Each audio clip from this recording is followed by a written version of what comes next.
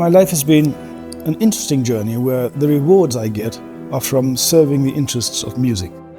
I have to say that chamber music, like many other things in my life, became a magnificent obsession. And I've brought to chamber music the same thing that I have invested in the double bass. My colleagues in the bass world call me the Sherlock Holmes of the double bass. And I've become Sherlock Holmes of the chamber music genre as well.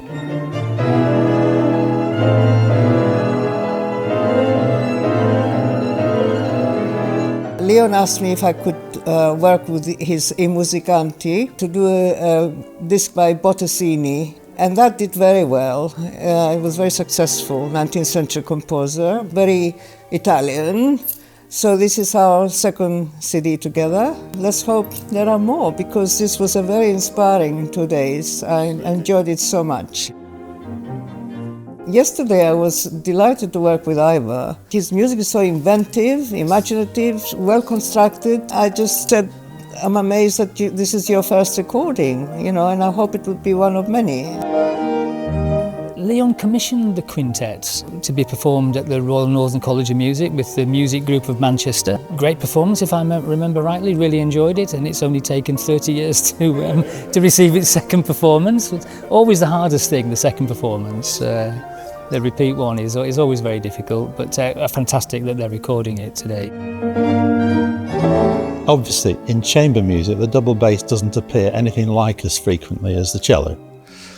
There is very little music that I was aware of that involves a double bass. But the most famous example, and it's one of the most famous pieces ever written, is the Trout Quintet of Schubert, of course, and so that's when we mostly got together. But then it appears that there's far more music than most of us are ever aware of that does involve the same combination: piano, violin, viola, cello and double bass, as opposed to having a second violin. And it's such an incredibly different and wonderful sound.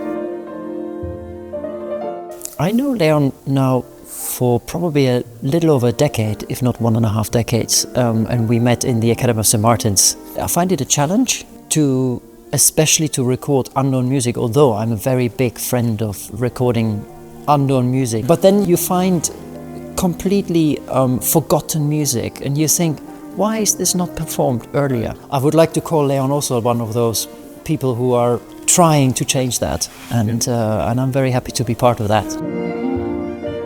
We met 40 years ago when I was at the Royal Northern.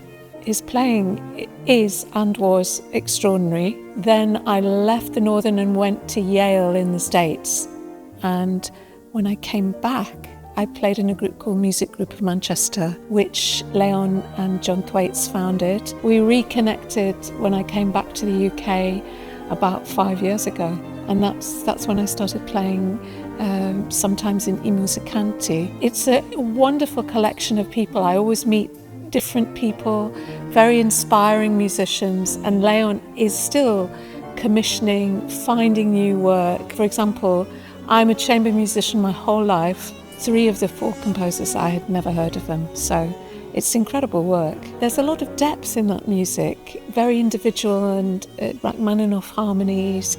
I think that's so interesting. The Godfrey is also more Brahmsian and has this sort of quite conventional edge to it, but the slow movement again, wonderful melodies, lovely craftsmanship in it. About 2 or 3 years ago, Leon must have come across it himself. I don't know quite how, but he was obviously researching for works which involved a good part for double bass, and he approached me about it, John having died some years earlier.